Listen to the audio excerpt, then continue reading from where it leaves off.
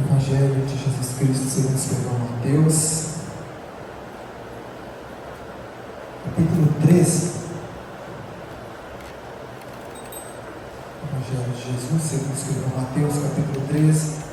Nós estaremos fazendo uma leitura a partir do versículo 44. Mateus 13, 44. Se tiver alguma pessoa próxima dos irmãos, tivessem a palavra de Deus, irmãos, se nós quiserem compartilhar, fiquem à vontade para nos acompanharmos a leitura. Faremos a leitura de 3 versículos apenas. Mateus 13, 44. Os irmãos acharam, estaremos lendo. Também o reino dos céus é semelhante a um tesouro escondido num campo que o homem achou e escondeu. E pelo gozo dele vai e vende tudo que tem e compra aquele campo. Outro assim, o reino dos céus é semelhante a um homem negociante que busca por boas pérolas. Encontrando uma pérola de grande valor, foi e vendeu tudo quanto tinha e comprou-a. Os irmãos podem tomar os seus assentos nesta noite. E nesta noite nós estaremos meditando nesses 3 versículos. Uma passagem talvez não tão citada ou não tão pregada, mas eu acredito que de conhecimento de todos os irmãos. Para nós iniciarmos aqui a palavra, é interessante nós entendermos o que está acontecendo aqui. 10 capítulos ou 9 capítulos atrás, nós vemos o início do ministério de Jesus. Vemos ali, a partir do capítulo 5, quando ele inicia o Sermão do Monte. Ele vai começar a mostrar para aqueles que estavam ouvindo e também agora para os seus discípulos, na qual ele já tinha convidado, qual era a perspectiva ou o que ele estava trazendo de novo, ou como o reino dos céus estava se manifestando aos povos, no contexto em que Jesus estava trazendo agora. Nós temos um Israel vivendo agora um período difícil em que estava, de certa forma, subjugado por Roma. Não mais o Israel que nós conhecíamos no Antigo Testamento, um Israel que tinha seu próprio rei, que tinha a sua própria terra, que construía, que vendia, que comprava segundo as suas próprias leis. Mas agora um Israel que está sob o domínio de Roma. Roma coloca impostos, Roma delimita espaço, Roma mostra quem compra, quem vende, Roma diz quem planta, quem não planta, quem carrega, quem não carrega.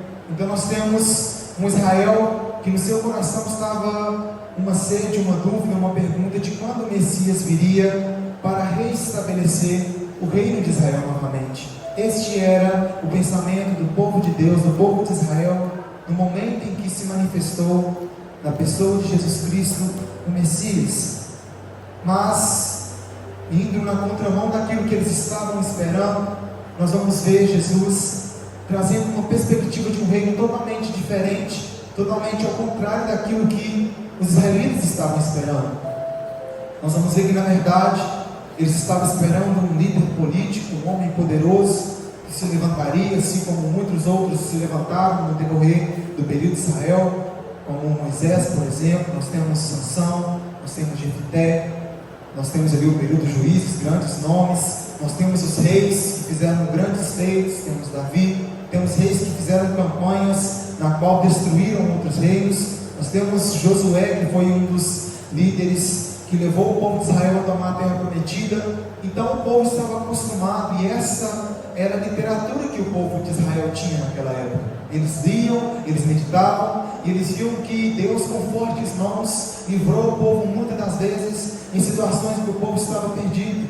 Mas mais que nunca, e esperando por essas promessas, o povo estava aguardando um Messias político, um homem poderoso, um homem forte, que viria com um braço de ferro e tomaria novamente o controle de Roma, e agora subjugaria aqueles que estavam subjugando Israel e faria com que eles voltassem ao poder novamente. E nós vamos ver que na verdade foi totalmente o contrário do que eles estavam esperando. O Messias, ele nasce de forma simples, ele cresce de forma simples entre os seus, numa cidade simples, numa família simples. E para completar tudo isso, ao iniciar o seu ministério, ele vai também iniciar e concluir o seu ministério de forma simples. Então, Jesus vai trazer agora o reino dos céus. como funciona o reino dos céus. E é isso que nós estamos vendo no decorrer aqui do capítulo 13. No capítulo 5, 6 e 7 nós vamos ver o Sermão do Monte. No capítulo 8, 9, 10, 11 nós vamos ver Jesus agora fazendo prodígios e maravilhas para mostrar aos povos e cumprir muitas das promessas que foram feitas no Antigo Testamento, em que ele verdadeiramente era o Filho de Deus e que toda a autoridade e poder estava sobre as suas mãos, curando leprosos, curando enfermidades, fazendo o cego ver, expulsando demônios. E no capítulo 10 nós vemos também uma grande comitiva de discípulos enviada para que o Evangelho fosse pregado. Mas agora com esses discípulos e essa comitiva já, agora novamente ouvindo a voz de Jesus, nós vamos ver que Jesus começa a se aprofundar mais com aqueles que eram seus discípulos. Nós vamos ver que Jesus agora começa a entrar numa área mais espiritual, mais profunda, trazendo maturidade para os seus discípulos, trazendo um ensinamento que para nós, ou para aqueles da sua época, era um ensinamento simples, mas como eu disse, Jesus ele tinha a maravilhosa sabedoria de fazer de coisas simples, trazer grandes riquezas espirituais do reino dos céus. Então, o tema desta mensagem, se fôssemos colocar um tema para a nossa fixação, seria como funciona o reino dos céus. Então Jesus, de forma muito simples, diferente também daqueles que eram da sua época, não que Jesus não pudesse fazer isso, porque ele possuía toda a sabedoria que era necessária para ser um grande interlocutor, alguém que teria uma homilética, uma oratória para impressionar os da sua época. Mas é interessante nós entendermos que Jesus ele vai mostrar algo extraordinário, que é como o reino dos céus veio agora se manifestar através da sua pessoa e a todos os homens, de uma maneira tão simples, usando coisas tão próximas a nós, mas que trazem tamanhas verdades para nossas vidas.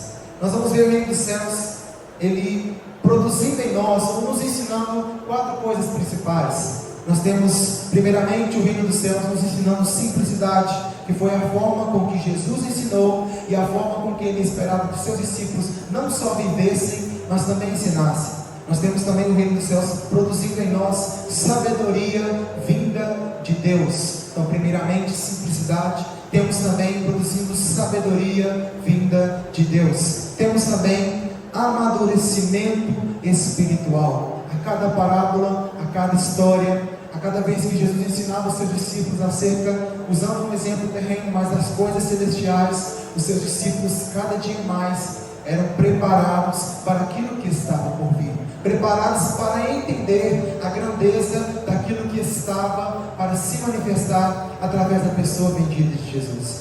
E o quarto ponto, para nós analisarmos essa primeira introdução, a formação do caráter cristão. Então nós temos a simplicidade sendo colocada no coração destes homens, e eles entendendo que o Evangelho, como Paulo diz, ele não pode ser manipulado através de uma sabedoria humana, através das grandes oratórias, ou até mesmo da posição que essa pessoa ocupa, mas é uma sabedoria vinda de Deus, simplicidade, sabedoria de Deus, amadurecimento espiritual, e temos também a formação do caráter cristão. Tudo isso sendo trago de uma vez para que seus discípulos pudessem entender.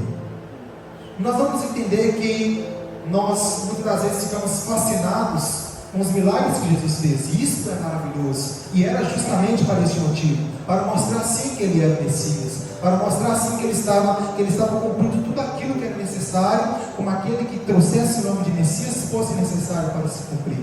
Mas nós temos que entender que muitas das vezes nós focamos muito, ou focamos demais naquilo que Jesus fez, nos seus milagres, nas coisas físicas, e nós dificilmente meditamos com profundidade nas pregações de Jesus, ou como nós chamamos, das suas parábolas. Porque sim, Jesus ele manifestava os seus sinais para dar crédito, para bater no carimbo de que aquilo que ele estava ensinando era verdadeiro.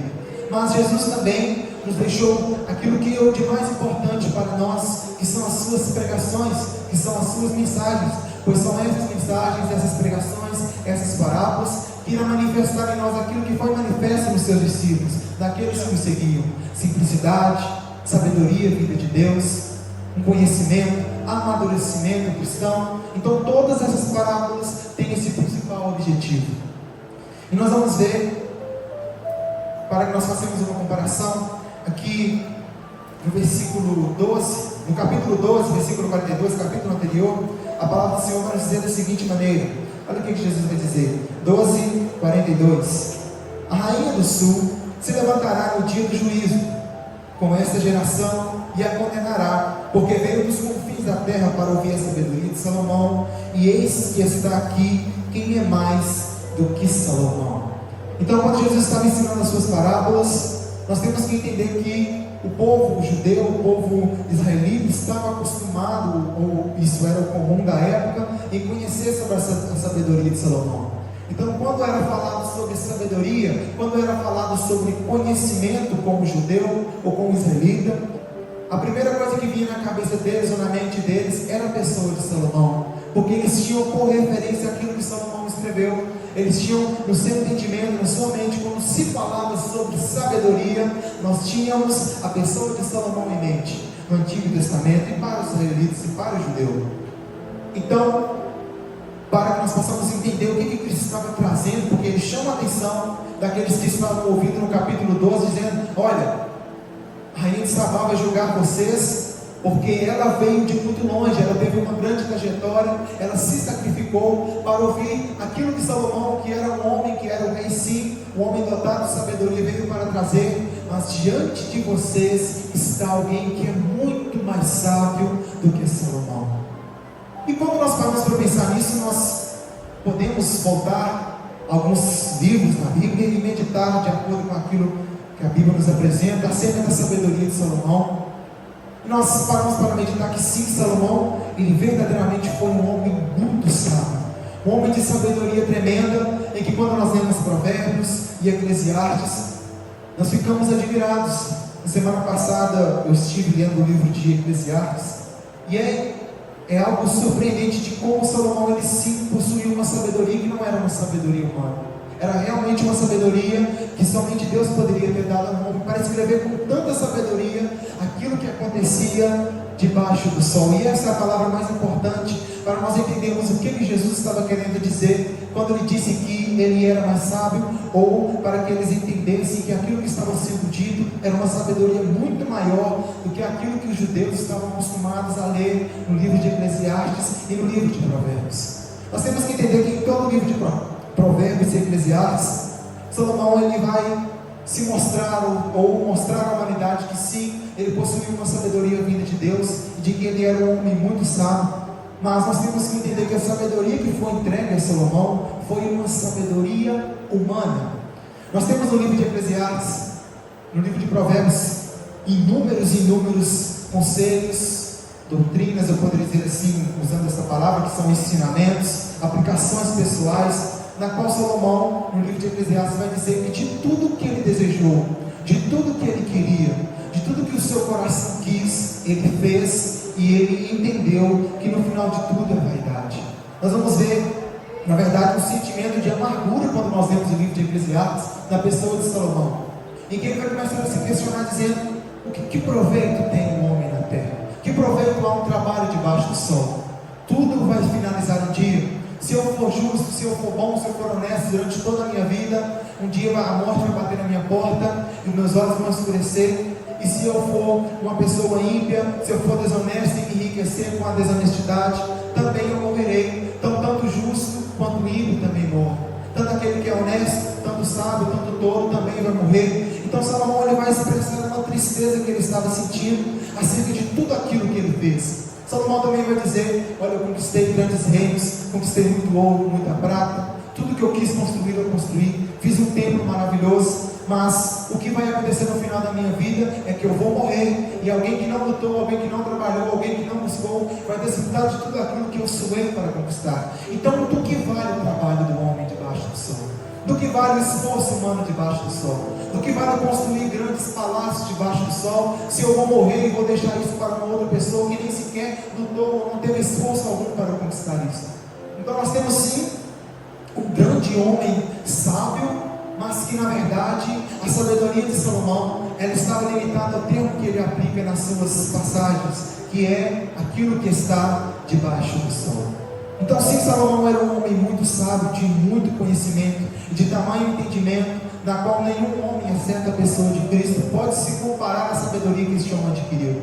Mas na verdade nós vamos entender que de tudo aquilo de máximo que nós podemos alcançar como sabedoria nessa terra, nós chegaremos à mesma conclusão que Salomão chegou: tudo é vaidade, tudo é passageiro, tudo um dia vai acabar, tudo um dia vai se findar, os nossos olhos vão se fechar, não há nada de novo debaixo do céu. Aquilo que eu estou buscando, aquilo que eu estou almejando, aquele emprego que eu quero, aquela casa que eu quero construir, aquele projeto que eu sonho, um dia alguém há 200, 300 anos atrás, 1000 anos atrás, desejou, conquistou a mesma coisa que eu quero conquistar, e seus olhos se fecharam, e tudo aquilo que ele conquistou, ficou para uma outra pessoa que nem sequer se esforçou para conquistar isso.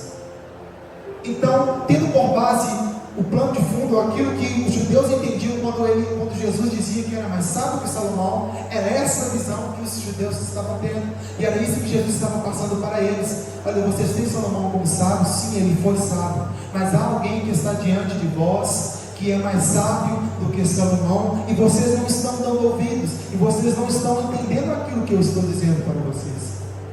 E é interessante nós dizemos que Jesus vai dizer que a rainha de Sabá vai julgar, no sentido de que eles serão acusados de que as pessoas na época de Salomão, eles buscavam e tinham um enorme desejo de ouvir a voz de Salomão, ouvir das sabedorias humanas e terrenas que Salomão poderia oferecer para eles. Mas eles não estavam entendendo que aquilo que Jesus estava oferecendo para eles naquele momento não era uma sabedoria humana, não era uma sabedoria passageira. Jesus não estava apresentando para eles aquilo que estava debaixo do sol, mas nós poderíamos dizer que Jesus agora estava aplicando à vida daquelas pessoas aquilo que acontecia acima dos céus. Então, quando Salomão se lamentava nos seus versos, dizendo que é tristeza, que é amargura, que é perdição, aquilo que vem de debaixo do sol, Jesus Cristo agora está trazendo uma nova perspectiva. É felicidade, é alegria, é gozo, mas não aquilo que acontece debaixo do sol, mas aquilo que vem de cima dos céus. E é interessante nós começarmos a analisar do porquê que Jesus disse que ele é maior que Salomão. Nós vamos entender que Jesus agora ele vai começar a falar das coisas espirituais, e ele vai começar a demonstrar a sua sabedoria, uma sabedoria tamanha na qual com todas as razões ele poderia fazer essa colocação. Mas Jesus ele vai nos ensinar isso de forma simples, de forma fácil, de forma tão clara de se entender, mas ao mesmo tempo difícil de se entender. E aqui vai para nós já nos chamar a atenção do tamanho privilégio que nós temos. A palavra do Senhor vai nos dizer que o Senhor ele ocultou aquilo que poderia ser aos sábios, aos entendidos, aos grandes, aquilo que verdadeiramente é a sabedoria, aquilo que verdadeiramente é importante, foi oculto, foi tapado, foi vedado aos olhos daqueles que pensam ser sábios, mas que foi revelado àqueles que são pequeninos.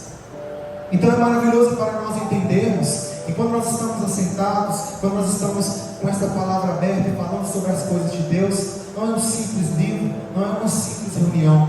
Nós estamos aqui desfrutando daquilo que foi oculto a muitos que pensavam ser sábios, a muitos que se acharam grandes, a muitos que pensavam ser poderosos, mas que de maneira nenhuma conseguiram compreender as verdades do Evangelho, ou não abriram o coração para entender as grandezas que Jesus estava ensinando, não só na sua época, mas em todo o período, até chegar nos nossos dias. Mas o Senhor escolheu cada um de nós que está aqui nessa noite, para que nós pudéssemos entender da sabedoria que não vinha, não mais uma sabedoria que vem debaixo do sol, mas uma sabedoria que estava vindo daquilo que vinha por cima dos céus, diretamente dos céus. O reino de Deus, o reino dos céus, agora estava sendo aberto, agora estava sendo revelado, agora estava sendo mostrado, não para aqueles que pensavam ser os grandes da época, mas para simples homens, pescadores, cobradores de impostos. Jesus ele escolheu aqueles que eram dos mais simples, daqueles que eram dos mais desprezados da sua época, para revelar aquilo que verdadeiramente é a mais pura, a mais santa, a mais perfeita sabedoria que o homem pode chegar a conhecer. E aqui no capítulo 3 nós temos duas parábolas sendo contadas por Jesus, aqui nos versículos 44 e 46, mas com uma mesma ideia, mostrando que Jesus ele queria reforçar aquilo que ele estava dizendo. Nós vamos ver essa ideia muitas das vezes sendo usada pelo próprio Cristo, quando ele vai usar o termo na verdade te digo, quando ele usa essas duas palavras seguintes assim, é porque ele quer reforçar aquilo que ele estava dizendo. É como se ele estava dizendo: olha, prestem atenção naquilo que eu estou falando, ok? Prestem atenção naquilo que eu estou falando. Era para que os discípulos não estivessem dispersos quando Jesus estava nos ensinando, para que os discípulos não estivessem preocupados com outras coisas, quando os ensinamentos da boca do Mestre estavam saindo para fluir dentro deles fontes de água viva. Então, quando Cristo ele vai contar essas duas parábolas, e temos outras parábolas aqui, o texto vai mostrar muitas parábolas, muitos ensinamentos vindos de Jesus. Mas esses 3 versículos que nós lemos, nós vamos entender a tamanha sabedoria de Jesus naquilo que está tão próximo de nós, naquilo que é tão fácil de nós entendermos, mas que para aqueles que pensam ser sábios, para aqueles que se sentem orgulhosos de si mesmos, não conseguem compreender aquilo que está manifesto aqui. E o próprio Cristo vai falar isso no versículo 11 ao versículo 13, vamos ler do mesmo capítulo. Jesus diz da seguinte maneira: ele respondendo disse-lhes: porque a vós é dado conhecer o mistério do reino dos céus, mas a eles não lhes é dado. Porque aquele que tem, se dará, terá em abundância, mas aquele que não tem, até aquilo que tem, lhe será tirado. Por isso lhes falo por parábolas, porque eles vendo, não veem, ouvindo, não ouvem, nem compreendem. Para que nós possamos entender o tamanho privilégio que é de nós não só termos acesso a essa santa palavra, a essa escritura que nós estamos tendo acesso nessa noite, mas para que nós entendamos a posição que nós estamos, de nós que não temos nada para oferecer para o nosso Deus, ou de que não temos posições para nos vangloriar, mas o Senhor nos escolheu para que nós conhecêssemos os mistérios vindo da sabedoria do nosso Deus. E Jesus então vai começar a ensinar, de forma que seus discípulos conseguissem compreender, mas fosse oculto aos olhos daqueles que pensavam ser sábios, daqueles que pensavam conhecer. Jesus vai fazer uma comparação, dizendo da seguinte maneira: olha, o reino dos céus, ele é semelhante. Nós temos essa primeira palavra sendo usada. Semelhante pode trazer o sentido de que está ocultado aos olhos dos sábios, e revelado aos simples. Então, quando Cristo vai falar semelhante, fazia com que aqueles que se achavam sábios pensassem diretamente naquilo que estava sendo falado, mas aqueles a qual o Senhor tinha escolhido, eles entendiam não aquilo que estava sendo falado de forma literal, mas aquilo que estava sendo expressado de forma espiritual. Quando Jesus falava sobre tesouro, quando Jesus falava sobre o terreno, quando Jesus falava como o homem encontrou ou escondeu um tesouro precioso no terreno, aqueles que se achavam sábios pensavam diretamente naquilo que era literal, pensavam em um homem encontrando algo literal, um terreno literal, um tesouro literal. Mas Jesus usava essa palavra semelhante justamente para que os discípulos pudessem entender: olha, eu não estou falando sobre coisas humanas, olha, eu não estou falando sobre coisas materiais, eu não estou falando sobre aquilo que é palpável, olha, eu não estou falando sobre a sabedoria que vocês estão acostumados a ouvir de Salomão, que é tudo aquilo que está debaixo do sol. Eu estou falando das coisas celestiais. Então isso estava oculto aos olhos daqueles que estavam ouvindo, aos ouvidos daqueles que estavam ouvindo. E os discípulos então começavam a entender e a meditar naquilo que Jesus estava falando, mas agora não mais olhando com uma perspectiva humana. E é importante nós destacarmos isso, porque nós temos que entender que o povo de Israel estava, a promessa que foi feita a eles era uma promessa humana. Eles estavam acostumados a um Deus que dava para eles bênçãos humanas. Vocês povoarão a terra, vocês comerão, vocês tomarão, vocês tocarão, vocês pegarão, vocês possuirão. Então o povo de Israel estava muito acostumado a ligar aquilo que era humano a uma bênção humana, a uma prosperidade humana, a uma terra humana, a uma coisa que produz muito humana, vindo de Deus, porque aquela pessoa que era próspera, aquela pessoa que era abençoada financeiramente, fisicamente, para eles, e era assim no Antigo Testamento, era que essa pessoa alcançou a benevolência de Deus, é que essa pessoa estava bem com Deus. Tanto é que nós vamos ler o livro de Jó, e quando Jó ele está ali no pó rapando as suas feridas, nós vamos ver que seus amigos começam a o acusar justamente por causa disso. Quando uma pessoa estava numa situação difícil, quando uma pessoa estava passando por um momento de pobreza, aquela pessoa era acusada, aquela pessoa era indicada de que ela estava em pecado, e na verdade era uma punição vinda de Deus sobre a vida daquela pessoa.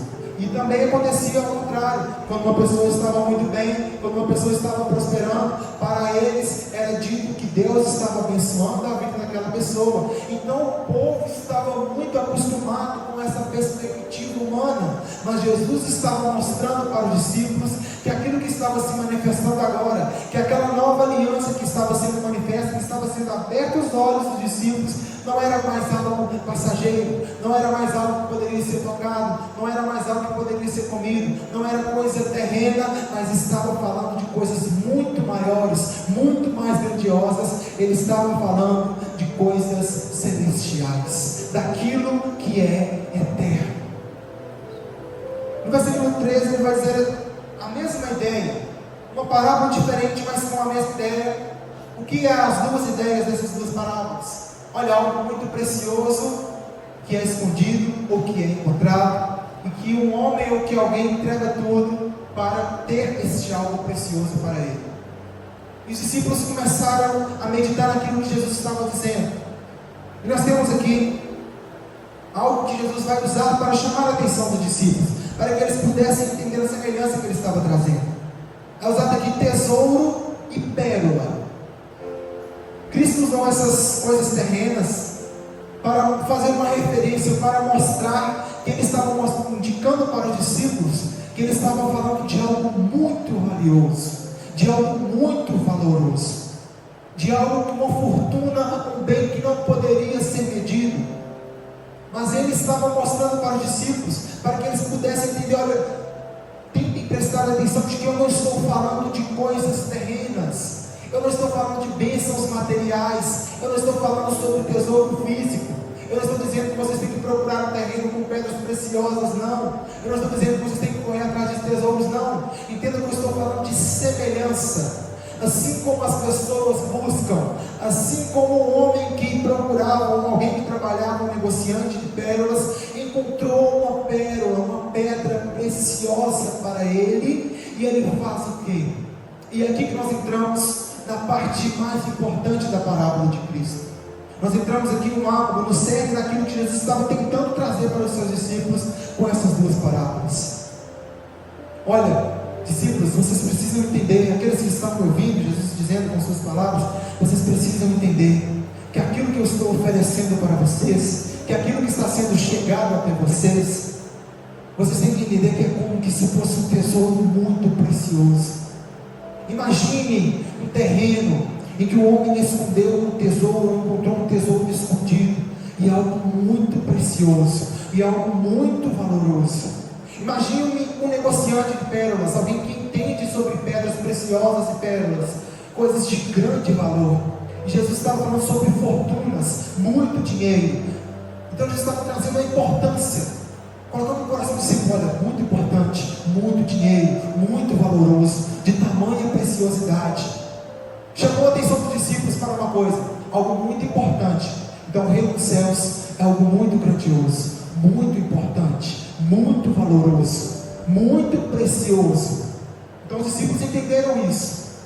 Tá bom, mas entendemos, é algo muito importante, valoroso, precioso. E agora? Olha, vocês encontraram, vocês são este homem. Você é este homem que encontrou esse tesouro precioso. Você é este homem, negociante de pérolas, de pedras preciosas, que encontrou essa pérola preciosa. E o reino dos céus está sendo oferecido a vocês. Mas olha, vocês precisam entender o que vocês agora precisam fazer. E é aqui que Jesus queria chegar quando estava ensinando essas parábolas para os seus discípulos. Olha, o reino chegou, vocês são este homem, vocês encontraram algo precioso, encontraram algo valoroso, encontraram algo de fortuna, na qual não pode ser comparada. Algo que verdadeiramente chama a atenção de vocês. E o que vocês vão fazer? Jesus vai dizer aquilo que é de mais precioso para nós também, e que nós temos que fazer.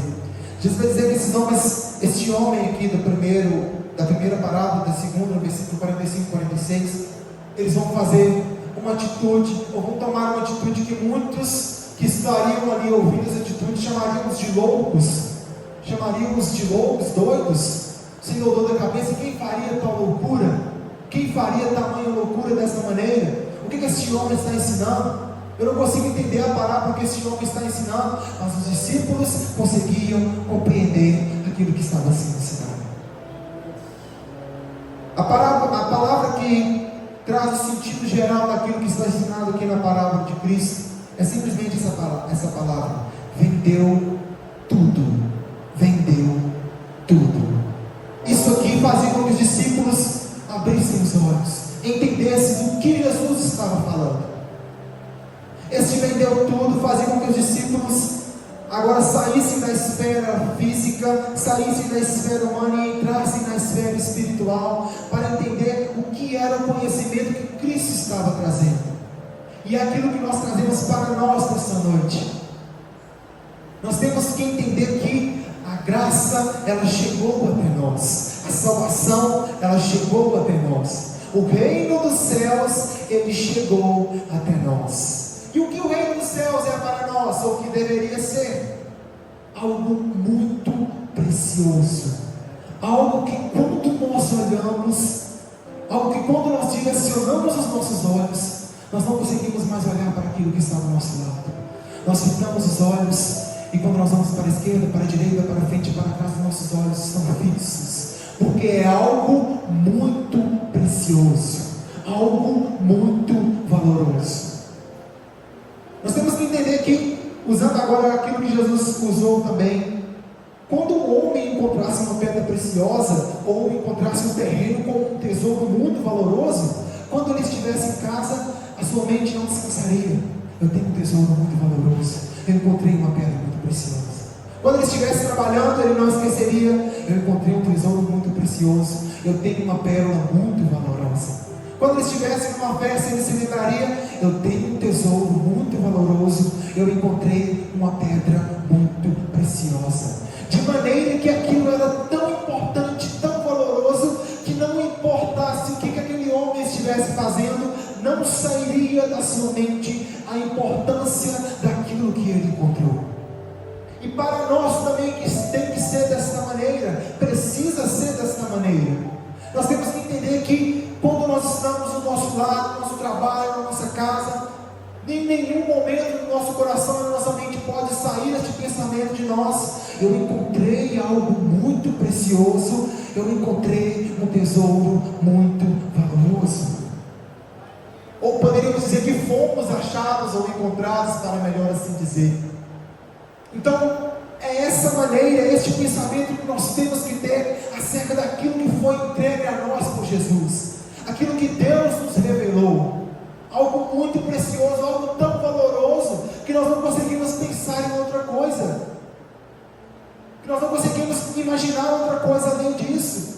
Nós temos que entender que, usando a perspectiva que Jesus falou, agora já saindo aqui um pouquinho das entrelinhas, imagine um homem que encontrou uma pedra tão preciosa a ponto de vender tudo que ele tinha. E quando Jesus diz tudo, entendemos que é uma parábola, não levamos para o sentido literal, porque se nós levarmos para o sentido literal, nós vamos fazer como os homens faziam na época, não entendendo o que Jesus estava ensinando. O que é vender tudo? O que é esse abrir mão de tudo? É quando nós estamos despreocupados, nós estamos tão focados no tesouro que nos foi entregue, nós estamos tão preocupados com a pérola preciosa que nós achamos, que nós abriríamos mão de tudo se fosse necessário, para que nós pudéssemos estar perto desse tesouro, para que essa pérola preciosa estivesse em nossas mãos. E assim que precisa ser com aquilo que nós alcançamos, com aquilo que foi alcançado para nós. Quando nós paramos para meditar no sacrifício que Cristo fez na cruz, e todo o plano divino, o reino dos céus chegando através da pessoa do Messias a nós precisamos entender que nós temos que abraçar isto, a ponto de abrir mão de tudo, se for necessário, se for preciso, para que nós pudéssemos ou possamos abraçar este reino, abraçar esta verdade. E é isso que muitas vezes nós não temos entendido. É por isso que é tão importante nós meditarmos nas parábolas, nos ensinamentos do Mestre, porque nos nossos dias aquilo que nos tem chamado a atenção, ou aquilo que nos é ensinado, ou aquilo que é quase nos imposto, nós temos que engolir sem querermos engolir, é de que nós temos que conquistar, de nós temos que comprar, nós temos que consumir, nós temos que investir, nós temos que mostrar que nós temos posses, quando Cristo estava mostrando que era totalmente o contrário disso. Olha, eu não vos chamei para conquistar conquistar, para mostrar, para ter posse, para gastar a sua vida. Por quê? Porque Salomão ensinou para vocês isso, mas está alguém aqui muito mais sábio que Salomão. E eu não quero vocês que estão me ouvindo, se dispersem, se preocupando com as coisas que estão debaixo do sol, porque eu estou revelando para você aquilo que vem diretamente do céu, e aquilo que não vai ser passageiro, aquilo que não vai ser transitório, aquilo que será eterno. Essa era a diferença da sabedoria de Salomão para a sabedoria de Jesus. Salomão se questionava e se lamentava sobre tudo aquilo que ele faria. Olha, não importa o quanto eu conquistar, não importa o quanto eu trabalhar, não importa o tanto que eu desfrutar de tudo que vier no meu coração, no final dos meus dias será só amargura. No final dos meus dias, meus olhos vão fechar, e tudo aquilo que eu conquistei, tudo aquilo que eu busquei se vai. E Cristo está ensinando totalmente ao contrário. Se você buscar o reino dos céus, se você buscar as coisas celestiais, se você buscar as coisas espirituais, tudo vai passar, tudo vai se findar, mas aquilo que você conquistar, o tesouro que você ajuntar nos céus, esse ladrão não pode roubar, esse a ferrugem não pode corroer, esse a traça não pode consumir. É isso que vocês precisam entender. E é nessa sabedoria que estava sendo revelada aos discípulos ali. E nos nossos dias tem acontecido da mesma forma. Nós estamos tão preocupados em conquistar aquilo que é terreno, e nós não lemos aquilo que Salomão escreveu em Eclesiastes. Olha, desfrutem do seu trabalho. Sabe qual que é o prazer do trabalho? Que você coma bem, faça para aquilo que você vem comer. E Cristo vai completar isso lá no livro de Mateus também, dizendo: se vocês têm que comer, se vocês têm que vestir, estejam satisfeitos por isso. Por quê? Porque vocês podem passar a vida toda tentando conquistar coisas materiais, a vida toda satisfazendo as vontades do seu coração, assim como Salomão fez, mas no final dos nossos dias nós vamos dizer: eu perdi todos os meus dias, e no final eu descobri que tudo é vaidade. Então por que nós estamos com os nossos olhos tão fechados, tão desatentos, buscando coisas terrenas, quando na verdade Cristo está nos convidando: olha, entregue tudo. Por isso que eu disse que essa é a palavra, vender tudo ou entregar tudo, é o cerne, é o ponto-alvo da mensagem que Jesus quer trazer nessas duas parábolas, porque isso nos chama a atenção acerca daquilo que nós estamos oferecendo para o nosso Deus. E surge a pergunta: quanto nós temos entregado para Deus? Quanto você tem dedicado para Deus? Quanto dos seus bens você tem dedicado para Deus? Quanto de você tem dedicado para Deus? Nós nos perguntamos: precisa ser 20%, 40%, 10%? Jesus vai responder essa pergunta: estes homens venderam tudo o que tinham, para que eles pudessem estar próximo àquilo que eles achavam de tão valioso. Isso nos chama a atenção de que o nosso Deus, Ele não quer metade, Ele não quer 2 horas, não seja por meia hora. Foi o que eu falei, que a pessoa, quando ela encontrasse esse tesouro, essa pedra preciosa, ela não teria mente para outra coisa, ela não teria cabeça para outra coisa. A todo momento, a todo instante, aquilo que está ali na sua mente era o tesouro que ela encontrou. E para nós tem que ser da mesma maneira. A todo tempo, a todo instante, a todo momento, nós não podemos nos desligar daquilo que nos foi confiado, daquilo que nós alcançamos através de Cristo na cruz, o reino dos céus que se chegou até nós. Aí nós nos perguntamos: quanto eu tenho que entregar? O que eu tenho que entregar? O que eu tenho que fazer? Quanto eu tenho que me doar, me vender? E Cristo vai responder: eu quero tudo, de maneira que vocês terão só a mim, só ao meu reino, só a minha graça, dependendo diretamente de mim, uma total dependência. E isso para o mundo também é loucura. Gente, que bobagem passar tanto tempo orando, isso é loucura, isso é religiosidade, passar tanto tempo jejuando. Para que se reunir tantas vezes? Para que buscar tantas vezes? Para que orar tantas vezes? Para que ler tantos textos? E nós nos perguntamos por quê, ou para quê? Ou o mundo pode questionar isso. Nós temos que entender que a eles foi oculto, mas para nós foi revelado tamanha preciosidade que nós tivemos acesso. Então é isso que nós temos que entender, de que o reino dos céus é essa graça que chegou até nós, ela não vai nos custar apenas um pouco, apenas algumas horas. Nós temos que parar para pensar na nossa vida: o que eu tenho oferecido para Deus? Quanto tempo eu tenho oferecido? Ou o que eu tenho oferecido de mim para Deus? E se eu pensar, e aqui que entra a misericórdia e a graça do nosso Deus, e a sabedoria que é nos revelada, porque se nós olhássemos somente através dessa perspectiva, nós acharíamos que a salvação vem pelas obras. Porque, nossa, eu estou entregando tudo, estou buscando tudo, estou fazendo tudo. E é tão maravilhoso quando nós entendemos aquilo que é nos revelado. Olha só, se eu passar todo o tempo da minha vida orando, jejuando, buscando, cultuando, louvando, eu corro ainda um grande perigo, um enorme perigo, de ainda ir para a condenação, de ainda ir para o inferno. Porque nós temos que entender que a salvação, ela não é pelas obras, não é pelo aquilo que eu faço. Então nós temos dois pontos-alvo aqui que é importante nós falarmos. Desse vender tudo e achar porque vendeu tudo, agora eu alcancei a graça, agora eu alcancei a misericórdia de Deus. E é totalmente ao contrário. Quando nós fazemos tudo, quando nós vendemos tudo, quando nós nos prostramos perante Deus, para Deus, eu te entreguei tudo, e nós entendemos que tudo aquilo que nós fazemos simplesmente não paga o favor que nosso Deus manifestou na cruz por nós. Nós temos que entender que mesmo que eu passe todos os dias da minha vida na casa de Deus, todo o tempo que eu estiver orando, jejuando e meditando na palavra de Deus, todo o meu conhecimento, todas as minhas lágrimas foram derramadas para Deus, ainda não será suficiente para pagar aquilo que Ele fez por mim na cruz. E qual é a resposta para isso? É aquilo que nós não conseguimos explicar, nós tanto falamos e muitas das vezes não entendemos. Isto é graça. O reino dos céus manifestado aos homens, aquilo que é um tesouro tão precioso, é a graça de Deus sendo manifestada a nós. Este é o tesouro que eu recebi, este é o tesouro que você recebeu. Mesmo que você doe tudo, mesmo que você fosse crucificado no lugar de Cristo na cruz, mesmo que cada um de nós fôssemos crucificados, o preço que era para ser pago não seria pago, porque nós não poderíamos pagar este preço.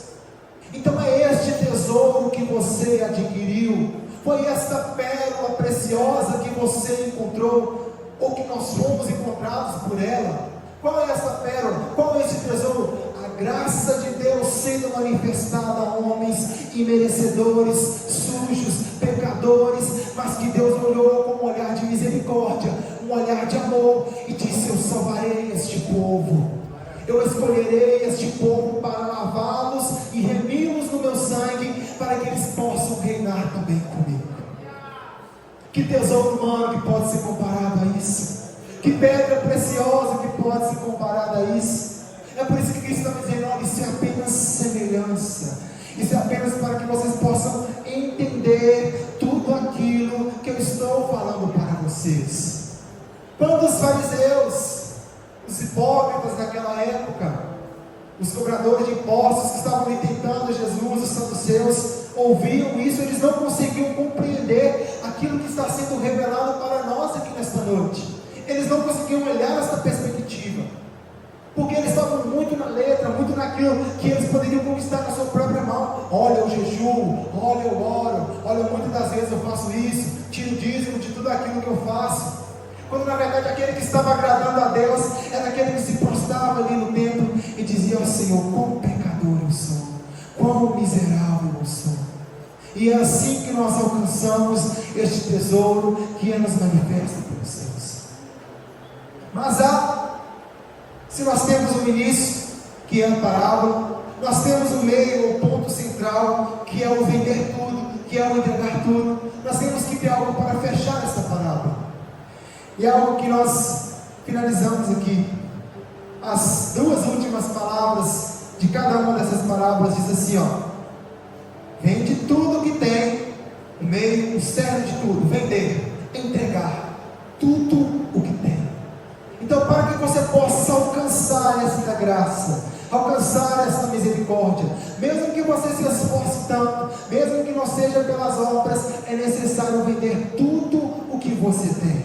Mas nós entendemos aqui como finalizar essa parábola. Primeiramente, ou para finalizarmos, compra aquele campo, vende tudo que tem, ou seja, entregue tudo que você tem, entregue ao máximo daquilo que você tem para o quê? Comprar. O verbo usado é comprar, ou compra, ou adquire. E no versículo 46 também diz: foi, vendeu tudo o que tinha, ou seja, se doou ao máximo, entregou tudo o que tinha, entregou para Deus tudo aquilo que ele tinha e comprou-a. Comprar fala de preço. Há um preço a ser pago para que nós possamos alcançar este tesouro que nos foi manifesto. Então vai custar tudo, mas há um preço a ser pago por isso. E Cristo não nos deixou com os olhos vendados acerca disso. Ele vai dizer: olha, não é que não tem o fardo é leve, mas tem o fardo, tem o jugo a ser carregado. Olha, tem uma cruz, eu carreguei essa cruz, toma essa cruz também, carregue e siga. Então sim, o tesouro é maravilhoso, aquilo que nos foi confiado é sim maravilhoso, é uma preciosidade que não pode ser comparada, mas há um preço a ser pago, há um valor que precisa ser pago por isso. Aquilo que nós não poderíamos fazer, Cristo fez por nós. Aquilo que nós não poderíamos conquistar, Cristo conquistou por nós. Aquilo que nós não poderíamos alcançar, Cristo alcançou por nós na cruz. E Ele fez uma ponte, Ele fez uma passagem, Ele fez um caminho na qual estava quebrado, o véu que estava cobrindo a glória de Deus, mas que agora foi aberto. Mas para alcançar, para chegar no Santo dos Santos, para passar por este caminho, é necessário nós entendermos que há um preço a ser pago. Nós vamos vender tudo, eu vou entregar tudo, eu vou me entregar por completo a Deus, que é isso que nós devemos fazer. E no final disso, há um preço a ser pago para conquistar. Porque você entrega tudo, você vende tudo, você se desfaz de tudo deste mundo para buscar as coisas espirituais. Mas quando você vende algo, quando você vende tudo aquilo que você tem um dinheiro em suas mãos. E agora o que você vai fazer com aquilo que você tem em suas mãos? Você vai pagar, você vai comprar, você vai entregar o preço por aquilo que você está desejando. E é isso que fecha, e é isso que nós entendemos, ou podemos entender com esta parábola. Olha, o tesouro, ele já está achado, já foi aberto aos nossos olhos. A graça ela foi manifesta a nós. O preço, nós temos que comprar, e para comprar temos que vender tudo. Ou seja, o que vai te custar a sua salvação? Daniel, o que eu tenho que oferecer para alcançar a graça? Ou para que eu possa alcançar a salvação? Você tem que oferecer tudo, você tem que entregar tudo. Deus quer todo o seu tempo, toda a sua mente, todo o seu entendimento, espírito, alma e corpo. Deus não quer o seu 10%, Deus não quer o seu 20%, não se engane com isso. Porque você vai chegar diante de Deus, você vai chegar diante de Jesus e vai dizer: não apartai de mim que eu não te conheço. Porque você vai estar ligado: Jesus eu curei, Jesus eu preguei, Jesus eu fiz, mas você não me entregou tudo. Eu quero tudo. E depois de entregar tudo, ainda há um preço a ser pago. E qual é o resultado disso? O tesouro que nós tanto queremos, essa pedra preciosa, essa pérola tão valiosa que é a graça de Deus, nós alcançaremos. E a graça produzirá em nós uma santidade vinda do sangue de Cristo, e com santidade nós podemos nos achegar até o nosso Deus.